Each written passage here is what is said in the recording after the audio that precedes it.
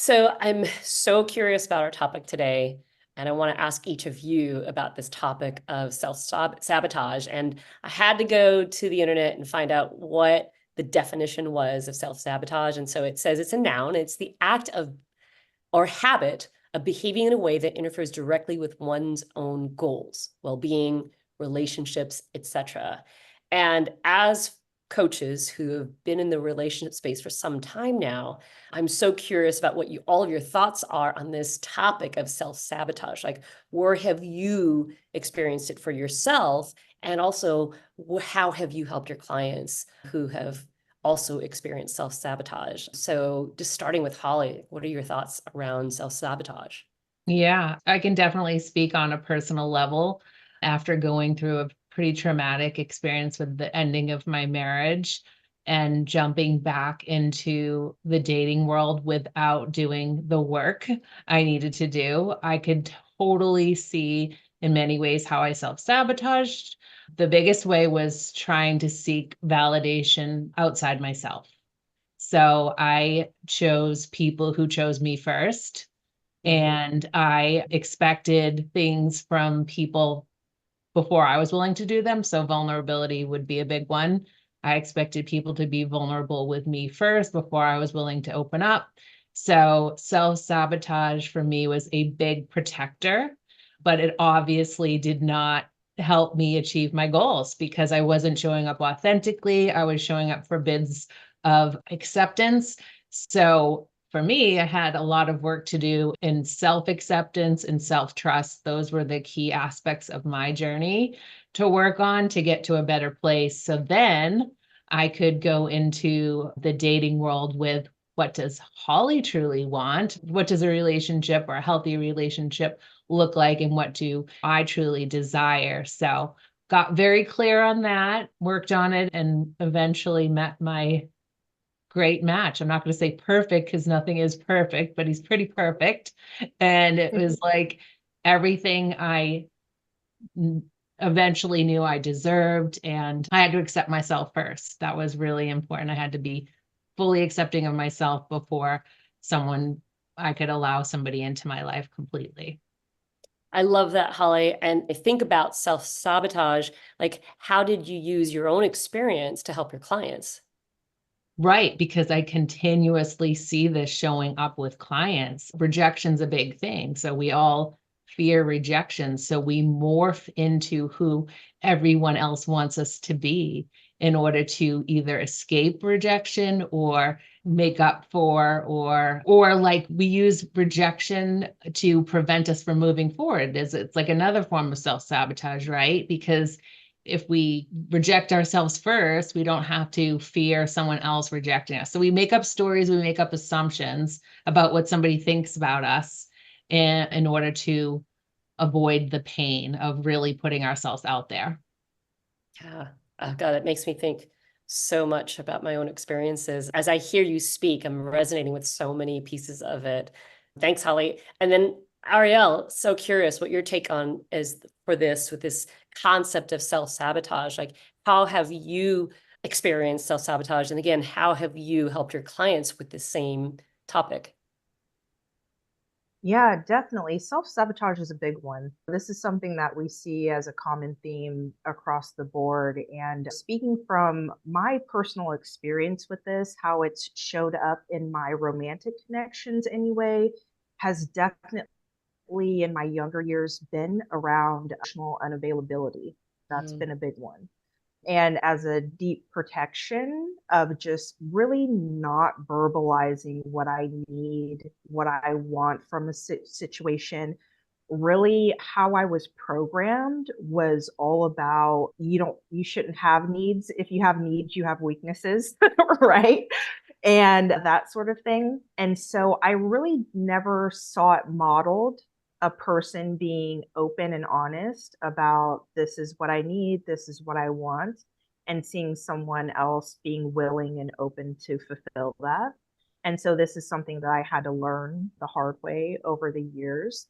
And it's that juxtaposition of you really want connection. You want that deep connection. You have a vision for that in your mind, but you're also afraid of it. of what that means, the level of vulnerability that it entails, the risk to experience pain, right? That risk there. And so sabotaging very thing that you really want, right? And that you feel like you need. And so, yeah, so I dealt with that a lot. And it really gave me great insights to be able to help my clients, because we talk about this a lot in my sessions today, is about verbalizing wants and needs and about understanding that, yes, you are exposing yourself. That risk is present, right? Of getting your heart broken or having someone reject what you need and want, have someone flat out just say, I'm not willing to give that to you, those types of things. But also understanding, listen, you've survived up to this point. Okay. You've been through it. Everyone's had their experiences and you're still here. And we're working on tools for you to learn how to give things, heal from situations, learning how to release people, let things go, that your entire existence, your happiness, and your well being isn't predicated on you having this specific person or experiencing a specific thing. And so that foundation really takes a lot of that fear away, not completely, but it does take it away just enough for you to continue moving forward and making decisions and taking actions that are actually in alignment with what you want, because it is a risk. You have to take risks to get what you want, right? So that's the biggest thing. How I'm addressing this with my clients is foundation of self-worth. We have to believe that we deserve it and that we can have it first, foundationally, and then we can work on what do I do to obtain this next. So as you talk about that, Arielle, a couple times I just have a deep breath in some of the words you're saying, this whole idea of really just affirming your self-worth in the process, because you're right. So in my mind, as I'm thinking through it, as I'm hearing from everybody, from Holly and you, is self-sabotage shows up as protection a lot. At least it comes in the form of protection. But then that protection just pushes you away from the infinite possibilities and the opportunities in front of you, really making me think and pause and exhale a little bit, thinking, oh, yeah, that sounds about right. And now I want to talk to Loretta, because just briefly before this, she dropped the bomb of what her thoughts around self-sabotage was. So I was waiting to get to the end to have Loretta talk about her thoughts on self-sabotage. So Loretta, take it away. What are your thoughts on self-sabotage? Yeah, I personally don't believe in self-sabotage. I understand it, and I understand that we all think we're sabotaging ourselves. But for me, I reframe it as self-protection, like what Arielle was saying. And so for me, when I am coaching a client and they're talking about them sabotaging themselves, or I'm always doing this, or I want this, but I'm always getting in my own way, that kind of language, I always try to help them reframe it to, instead of saying you're sabotaging yourself or you're ruining it for yourself, which has a negative, harmful connotation, I ask them, in what ways is this actually your system trying to protect yourself? In what ways is this perhaps maybe your intuition telling you that this may not be the best situation, the best person for you, the best timing? Maybe this is just your insides trying to tell you that this is something that perhaps we're not ready for yet, like what Holly was talking about a little bit earlier, and some of the ways that it used to show up for her before. So yeah, I don't know. What do you guys think as I'm saying that? I feel like what I'm hearing, Loretta, when you talk about not wanting to utilize the word self-sabotage or really dig into what that means and what role it's playing. And I think when you're speaking about it, it reminds me of like energy, right? So if you're speaking of self-sabotage in the way that it's a victim mentality, Yes. then I get that, like where you wouldn't want to utilize that word. But if we shift that into, whoa, what's the opportunity here for me to look at what I'm doing in terms of protection And I asked myself, like, instead, what is protecting myself going to cost me? It's going to cost me having a great relationship, having a strong connection with somebody, right? So I think if we, again, just tap into the energy of that act, self-sabotage, and see what it is, because you're absolutely right. It could be telling us intuitively there's something up with this person, they're not right for us, or I'm still needing to do work or whatever. So I think it's like really sitting with that emotion and feeling what it is. But the self-sabotage that I think what you're referring to keeps people from, if you get caught up in your story of poor me, you're never taking that risk. But if you look at it and say, okay, I am caught up in this story, what can I do about it?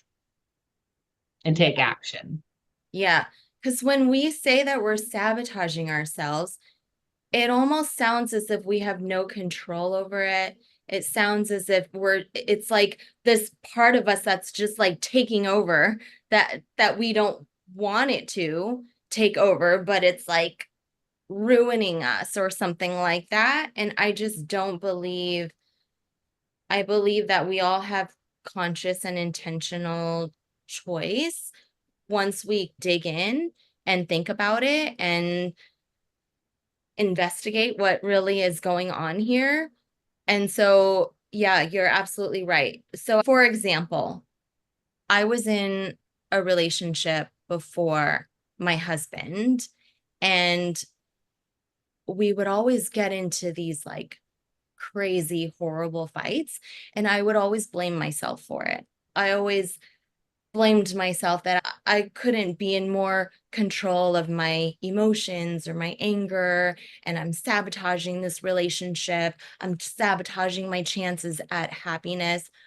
But actually, once the relationship ended and I ended up working with a coach to figure all of this stuff out, actually, all of those instances, it was my way of protecting myself, because deep down, I knew he just wasn't it. I knew he wasn't right for me. I knew he wasn't the one. I just knew it. All of the fights and things like that, it was almost like a distraction, but it's to protect me by keeping me at a distance from him, if that makes any sense. And so time I thought I was sabotaging my relationship and sabotaging my chances at happiness, but really it was my intuition protecting myself from really being too close with this person who I knew deep down was not right for me. What you're saying makes a lot of sense. And I think this idea of protection is, I think all of us have now talked about this idea of protection. And we know that is the defense mechanism, but the actor is really the self-sabotaging piece. We're not always conscious of it, though. I think per your point, you're not conscious that something that you're doing could very well be you being the instrument of the sabotage, right? But you're not conscious of it. And I think what's really important that you said, Loretta, is that at least when you get to these points, when you know, oh, I'm protecting myself, that you ask yourself that question, where is this coming from? Like, why am I protecting myself? Why am I blocking the path towards something that I actually think I want? And it's going to be a couple answers. Either it's not the right person for you, or you're not ready. And until you get to that place where both of those connect, that is where the door is open and you're not either sabotaging or protecting. And you become vulnerable, and you need to take the risk of the vulnerability to keep moving forward. And if I think about my own experiences, I think roughly only a few months, maybe 4 months after I knew that I was going to get a divorce, actually even earlier than that, I met so many people. And in each time when things got too close, I would push away. And these were really awesome people. And I think even though I was enjoying my time with these people that I met and thought, and even this one person's, hey, do you want to do a long distance thing? I brushed it off like, it's no big deal. And in hindsight, I'm like, why did I do that? I think I was so unaware that there was something really great in front of me, but I really wasn't ready. And so intuitively, I think I shut any of those paths down. And so that could be seen as self-sabotage, but in reality, it was just default protection, right? It was default protection that intuitively I knew that I wasn't ready. It wasn't coming out of a 20-year marriage to immediately 3 months later pop into a relationship with someone new. And I don't know that I ever admitted that to myself. I think I just stood on an egoistic place, like, no big deal. I got so many guys after me, kind of thing. I was like, woo, my heyday. But honestly, looking back, that person that I set aside was a really quality person. And had I been in a different place, had I not been so like fortified with protection, like this isn't going to happen to me ever again, that could have had an opportunity to grow into something meaningful. I don't have any regrets because I wasn't ready. But if I think about it, if I try to match this idea of self-sabotage with protection, that is one example that I can relate to that, yeah, I hear my clients talk about all the time. That's those same scenarios where they're just completely unaware. So the sensibility and the conscious choice thing, I think that's so powerful, Loretta. I'm so glad that you brought that up. And I'm going to try not to use the word self-sabotage. I am curious if you all have experience with this with your clients. I'm guessing yes, but in terms of limiting beliefs about the dating world, about themselves, about never finding a partner, about this doesn't exist, all of these thoughts, which to me feel like self-sabotage, standing in their way of achieving their goal. If we go back to the original definition, I have this feeling often that it feels like it's more painful to believe in something and it not happen than it is to just shut it down immediately, because then you don't have that disappointment when it doesn't work out. But if we think about how we create from the inside out, we have to look for what our beliefs are inside and what we want to attract, as opposed to having confirmation of it out there before we're willing to believe, right? It doesn't work that way. So we have to be willing to believe this exists for us, if it's in our heart, that we can have it. But often I feel like the self-sabotage piece comes into play, where people need this confirmation that it does exist, it's going to happen for me, or else I am not willing to get in the ring. Anyone else see this? Yeah, absolutely. And it's interesting, Holly, that you presented two extremes. We have to either believe that it will happen and it is going to happen, or we're self-sabotaging and it's not going to happen. It's easier, more safe for us to believe that it's not going to happen. And I always say, what about a neutral space? What about even just being present? It's not happening right now. Whatever I'm doing right now isn't really working. It doesn't mean that it won't ever happen, but I also don't know the future. So I don't know if I'm necessarily going to end up with my dream person. But you know what? Right now, I can still be hopeful. I can still take one step forward. I can still be in the space of unknown and uncertainty. When I say that, what comes up for you guys? How does that make you guys feel about it? It makes me think a lot about my own experience, and it makes me really it allows me to feel a little braver about the uncertainty too, right? Because I think sometimes if someone like me is not necessarily conscious that I'm sabotaging myself, and if a coach points it out, then it's like, oh. And a lot of times when someone points something out to you, again, coaches shine a spotlight on things. So let's say somebody shines a spotlight that you're self-sabotaging, you're overprotecting yourself.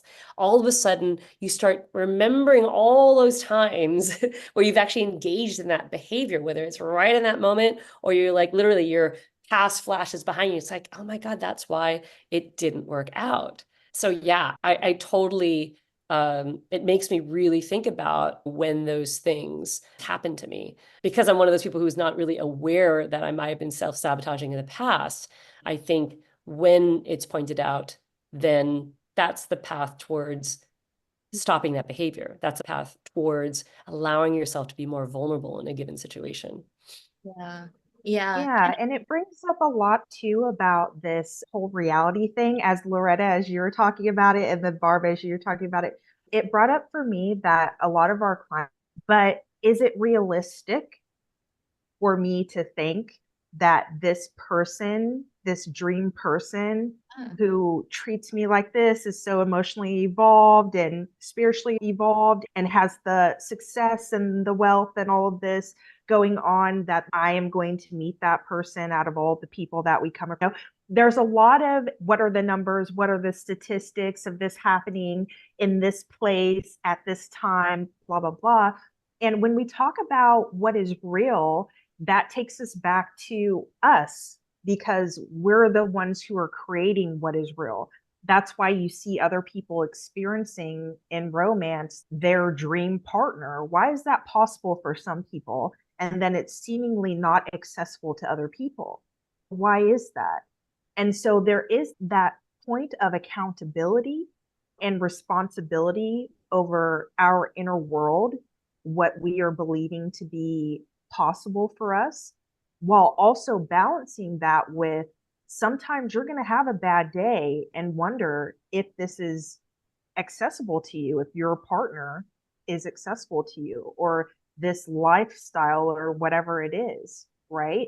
And I think both of those things can be happening at once. It's just to make sure that you at least have the belief that it is possible. Going back to what Holly was saying with the limiting beliefs as self-sabotage, because yes, like I have so many clients who come in who are like desperate for a connection, that they are just in so much pain over it. They're putting their resources, their time, their energy, their efforts, all hyper fixated on this. Fixated is the key Fixated. word. Yes. Yes, fixated. Yet in our sessions, it's like the breakdowns and the crying over and over again. This isn't possible for me. This isn't available to me. And so they have an inner world that is pushing away Yes. what they want. And that is true. That's happening to a lot of our clients, that they have a set of beliefs that are sabotaging what they actually want, because it's creating resistance and friction against what they want. And it's because they're fixated on the fact that they haven't already experienced it. Yep. So they're saying what's happened to me in the past is dictating my future. And when we're releasing from that, it's no, no, no, you're in control of changing the narrative and changing the story to change your outcomes. And what were you going to say, Holly? No, I'm fixated on your point about they want these statistics and they're like, this shows this and this shows this. Guess what? It looks like that because nobody's willing to believe. Imagine the power if people were actually willing to believe without this concrete proof. So we just have a tendency to doubt and need these outside sources to confirm what we need to be doing inside, right? So we're not going to attract what we desire if we're constantly skeptical that it could actually happen, right? If we go with everything is a possibility and we lead with that, our chances of finding a partner, whatever, and who knows exactly what shape, form they come in. That's like where people could be more open to when, who, all these things. I think in so many of my examples of people I've matched, the greatest stories are the ones that weren't who they thought they were going to be with, right? They like some very distinct things that they said, I'm probably not going to match well with this person. And they did, and they're great and they're happy. So not being so fixated on what the outcome looks like, when it's going to happen, but just having this belief that it's possible and it's in my heart and this is what I want. So I'm can continue to attract that. Yeah, this reminds me a lot actually about fixed mindset versus a growth mindset. Yeah. And how do you guys coach on that typically? So Well, a lot go ahead, Barb. I would say with fixed and growth mindset, it's back to the masculine, feminine, right? And it's really coaching folks to see the other side, right? It's like unpack how they believe and then ideally unpack and question those beliefs, right? As opposed to allowing them to sit in the same place every time, because those beliefs become part of this fixed, compartmentalized, it's protection, it's control. And Growth mindset means that you're looking towards the abundance piece. You're manifesting. And it's very difficult. Most people have negative affect. Most people have this negative bias. It's like we're wired for negative bias literally to protect ourselves. And when we were hunters and gatherers, that was there to protect us. Now we don't need that kind of protection. And so this idea that we manifest, that we journal what we want, that we seek and look for abundance versus the scarcity, that's how I coach my fixed mindset people into a growth mindset, because those thoughts, they just don't automatically fire in the brains of a fixed mindset person. They operate within the comfort of control, and as opposed to operating in this free space where it's infinite possibilities outside of your control. And it's only when we allow for that flow and that release will we get to the opportunities and the abundance that we so crave. Without it, yeah, we're going to be sitting in a box by ourselves or with other people also sitting in their respective boxes, and limiting the possibilities of relationship and all the different aspects of our lives. So that is the way I help the fixed mindset person open their minds through literally exercises towards growing the positive side of their brain and carving those pathways when they don't have the tendency or even the knowledge to know that's even possible.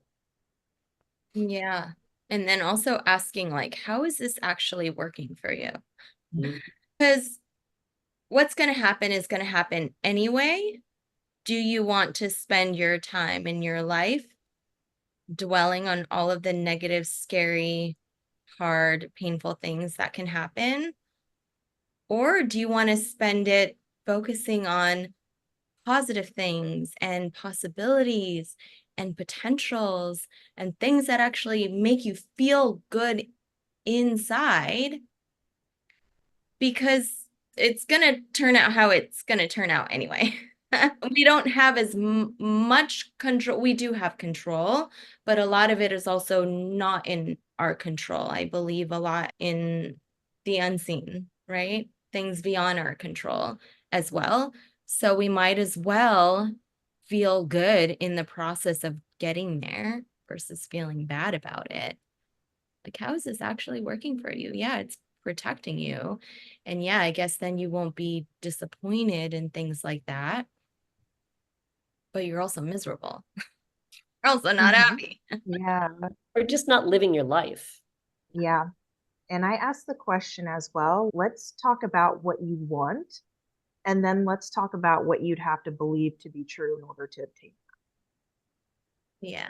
Just very simply, let's talk about what you want, and the person who has that, what do they have to believe in order to access that and in order to maintain it? And I speak to those beliefs and those thoughts as these are interchangeable. You literally only focus on believing in what's getting you the outcome that you want.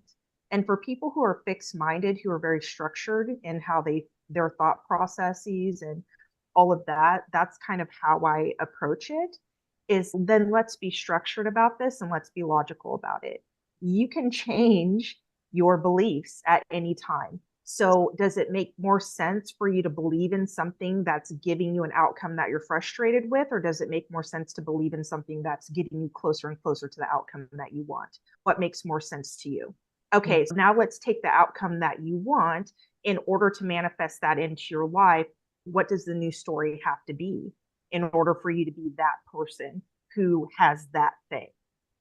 Okay, now I want you to be structured about reprogramming your brain towards that. So that means when this old storyline comes up, I want you to acknowledge that and say, okay, but we're not doing that anymore. Here's the new story. And I want you to think of the new story. I want you to speak the affirmation, or I want you to pop up that subliminal video that I sent you. And I want you to start overwriting that, because I want you to starve out the old and I want you to feed the new.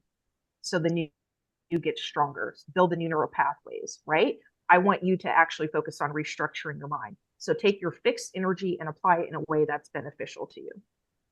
I love that, Arielle. And I use something similar, and I'll just add to that is the deserving part, right? Because I think that's another piece that people are looking for confirmation outside themselves before they're willing to believe it. When we talk about manifestation and thinking about what you truly desire and what does that look like, a lot of people skip the step of accepting themselves, knowing that they're deserving of this future, whatever it may look like.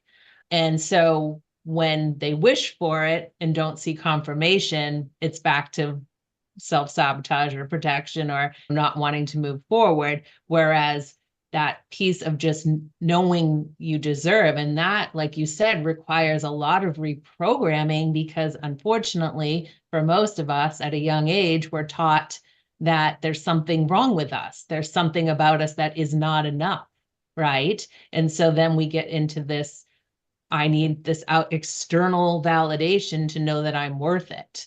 So worthiness, deserving, that piece has to come with all of this reprogramming. Yeah. And I'm going to add in to infuse some feelings into it as you're reprogramming. Feel into, what would it feel like to be with this person? What would it feel like to be with somebody who has all of the things that you are looking for, is showing up for you in all of the ways that you're hoping for? What would that actually feel like? What would it feel like to feel safe in your relationship? What would it feel like to feel seen in your relationship? What would it feel like to feel so connected and feel like, wow, I can really be myself with this person? What would that feel like? Because that's actually the magnetizing force, actually. Joe Dispenza talks a lot about this, is without the feeling part of it, because the feeling is what opens up the heart space, and the heart is the actual thing that is electromagnetic, brings things to us. And that is a very important piece as well.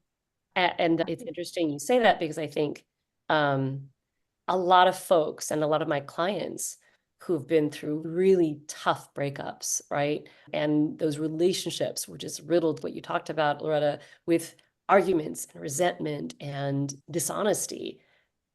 For some people, it's been a long time since they felt that. And so when it shows up, you don't even recognize what it is. And what do? You immediately protect yourself. You're like, I don't know what this is. I don't know how to deal with myself. What is this emotion I'm feeling? I'm not used to this. And then they shut down. And to your point, what if instead of shutting down, you open the door and just let go and free fall into this feeling? So at least you can learn what it feels like. If it's been 18 years since you've actually felt that, why not allow yourself to be open to the experience? And sometimes it's so hard though, because it's such an unfamiliar feeling that it feels really scary. It's like you turn to fear instead of acceptance of those feelings. So helping clients to feel is in and of itself like a journey with some of my clients. They're so numbed, they're so compartmentalized that they don't know what they feel anymore. And how do we not feel, right? A lot of people, they're just so used to default to that maladaptive behavior, and you stop feeling so you can get through it. It's definitely a protective mechanism. Oftentimes, feeling happy is just as scary as feeling sad or feeling pain, because feeling happy means that any minute that happiness can go away. And it's really scary, and it's totally understandable. And I always tell clients, let's just start really small, really tiny. Maybe you're on your walk and you see a flower and something feels a little warm inside of you. Right there, just take a couple of seconds and just feel that in your heart space. That's it. Just even a couple of seconds. Maybe you go to Starbucks or something and someone holds the door open for you. You're like, wow, that was really nice. Just take 5 seconds and just feel that, just soak that in. And then the minute it's gone, it's okay. Just move on. No pressure, very easy. Just little incremental, teeny tiny steps to just opening that heart space and allowing ourselves to feel joy again. I think that's so beautiful, Loretta. I really do. And I think Also, because what Barb's saying, when this person comes along and it's foreign, these feelings like, oh my gosh, this person is nice and kind and I feel protected, and it's like foreign. So with your example, it's like getting this practice in to allow others to do for you and you to do for yourself. So when that relationship does come along, it's not all this pressure or fear or whatever on this one particular person, because you're doing that practice for yourself, self-care, self-love, all that. And then you're witnessing things outside with just strangers, even allowing people to be kind and accepting that. Yeah, that's really powerful, actually. Oftentimes we forget to practice and we think that, you know what, when I meet that person, I'm going to be perfect. I'm going to be able to allow in all the love and allow in all the joy. When I meet that person, I'm going to be able to show up as my best self. No, no, no, no, no. Even with the people that you don't think are your person, still show up as your best self. Still allow in that love from yourself, from your family, from your friends, from strangers, whatever. Allow it in so that you're ripe and ready. You're prepared, right? Luck is where opportunity meets preparation, right? Where you're prepared to allow that in and prepared to show up as your best self because you've been doing it along the way with everybody. Yes. Not discriminating, not judging, right? Just practicing. It's all just practice. Yeah. Yeah. And I want to add something to what you said about when you find that somebody, that person that makes you feel happy. And then more than that, especially folks who've come from past traumatic relationships, do you feel safe? Like, what does safety even feel like after you've been through traumatic experiences? It's all those things. And so it could bring up some of that stuff. Can you sit and know what it feels like for you to feel safe with somebody, safe in a relationship? Yeah. Again, are they caring for you? Are they being empathetic? Are they thinking about your well-being? All of those things are going to be things that help the person feel safe too. And that, again, is an unfamiliar feeling for some people. I don't know, it feels safe. I've been gosh darn independent for so many years now. And I think we've talked about this before, but allowing somebody to help you feel safe. And that just starts to create this foundation where you can finally let those guardrails fall away because you're allowing somebody to be in your life and you're letting a little bit of the control fall away so that you can feel safe, so you could feel happy, so you could feel resonance with somebody. And you're right. And I always tell my clients this, that every person you go out on a date with, whether that's the person or not, you're learning a little bit more about how you want to feel with that person, with the person ultimately who becomes the person that you spend much more time with, have the relationship with, have the intimacy with. And so to your point, Loretta, treat everyone the same. You're going to get a little bit of that. You're going to get that practice where you don't end up leading to self-sabotage because now you've practiced what it feels like to feel those things with everyone you encounter, including the butterfly. There, to be able to differentiate between feeling safe or feeling familiar. This feels familiar, but not necessarily safe. Yeah. This feels safe, even though it feels really uncomfortable, actually, because something I'm not used to. I grew up in a crazy household. There was no safety. So there's being able to differentiate between the two because yeah. Not No, always that's a really great point. Yeah. As we start to wrap up here a little bit, any final thoughts on self-sabotage? I want to start with Arielle because I see your head nodding like this big knowledge and acknowledgement of these words. And I know your brain is turning on some thoughts here. So what are your sort of final thoughts on self-sabotage? Yeah, definitely. I feel like, listen, I've worked with so many clients over the years, and what I'm finding is that I'm seeing more and more now is that people are coming in feeling really ready for what they want, but they're not really ready. So that's why we want to talk a lot about that work that happens leading into that relationship. Because what we see as coaches are the things that you, as listeners and viewers and people who are seeking to better understand yourselves, you don't see this, but we see people find their person and totally get triggered by that experience. right? We see people in front of their person and melt down and then feel like they're not worthy of that connection, and then they become avoidant. They have all these behaviors that pop up. So we're seeing the things that you aren't necessarily seeing, which is why we say with love that this inner work must happen, that this journey of self exploration must be foundational to your journey towards love. We're not saying this as a filler to just take up space in your life, or we know that you have a million other things to do, but this is foundational work. We want you to get what you want in life. And it starts with this. We understand you feel ready. We understand that you're in a process of becoming ready. And that is a beautiful, powerful, it's not an easy process, but it's a necessary one. And we're here for you on this journey. And so that's what I have to say. Keep reaching out for support, for help, and for knowledge and wisdom on unlocking and uncovering those deeper aspects of yourself and really truly aligning with what you really want in this life. Love that, Arielle. Holly, what are your last words on the subject of self-sabotage? Oh my gosh. So I think that I want to just end by saying there's so much power in being present. I think the truth can be found in the present moment.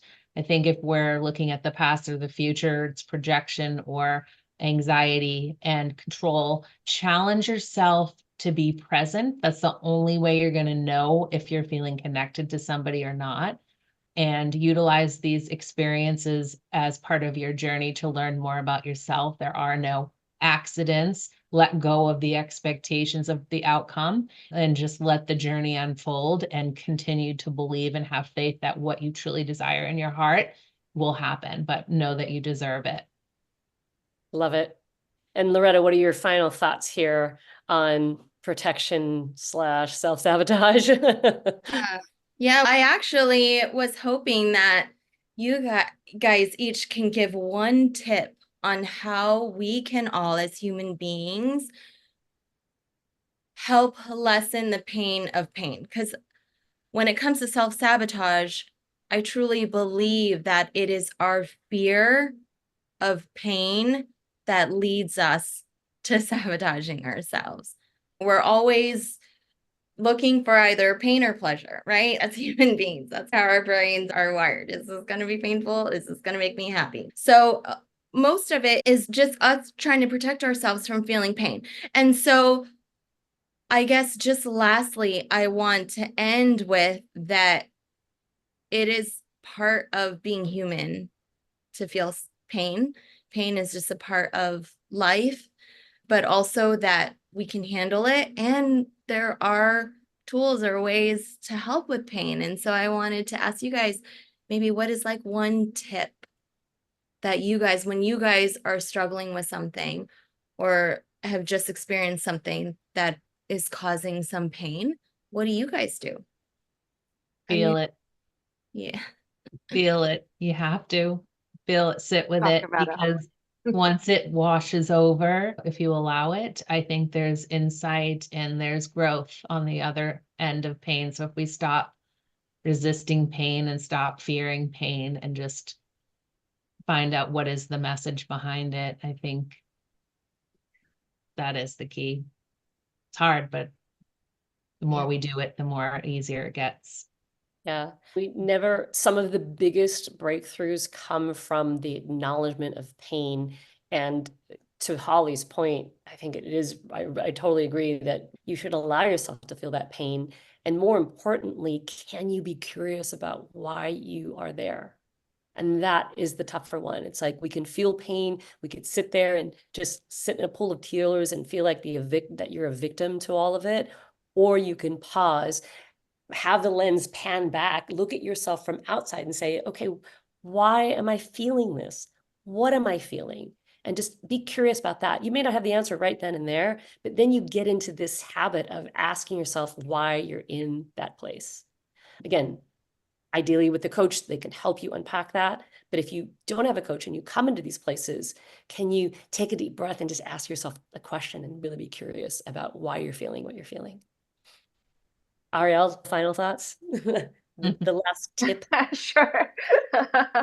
Final 2.0 thoughts. I would say that definitely when it comes to pain, I resonate with both you and Holly, you and Holly on that. And I would say that for me, my biggest way to process is feeling that pain, but also being in water or around water, because water is an element of emotions. Okay. And so anything I can do, even just staying in the shower extra long time, just letting the water wash over me and just thinking of that water washing away that pain as I'm processing it. Like I'm processing it and then allowing it to leave my vessel, right? So it's processing and allowing to wash away. It's processing and grounding in water. So for those of us who can do that, those of us who are privileged enough to live by a sea or ocean or a lake or something like that, definitely spending time on water. So that's my tip on that. I love that. Excellent. I Yeah. love this conversation. Loved it. Absolutely love it. Thank you. Love talking to all of you always. Yes. This All is right, let's excellent. stop the Let's recording. cut. Great.